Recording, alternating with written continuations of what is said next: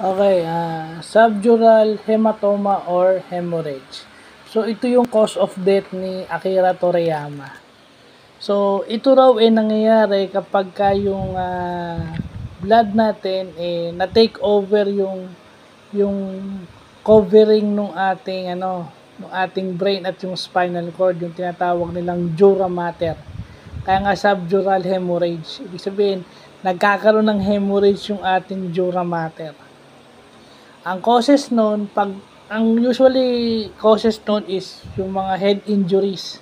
Di ba? Yung na-aksidente, car accidents, or kung na-aksidente sa sasakyan, na-aksidente, basta yung accidents.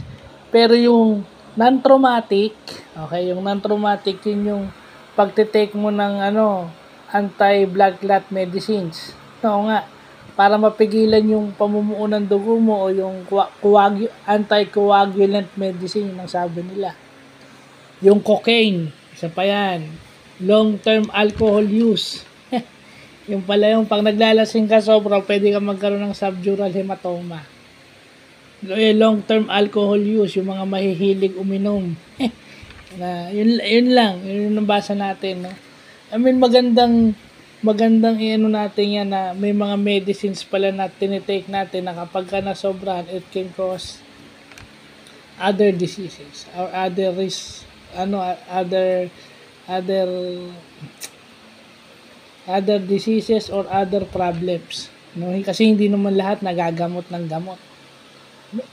Minsan yung gamot mo nagke-create ng panibago. So yun yung nalaman natin yung subdural hematoma. Delikado pala. Siguro kasi si Akira Toriyama non-traumatic siguro yung kanyang yung kanyang subdural hematoma, non-traumatic siguro yun. So lagay na lang natin sa ganun. Kasi bata pa siya, 68 years old lang siya. So ayun, buti nakapag-research tayo tungkol sa subdural hematoma. So yun lang po.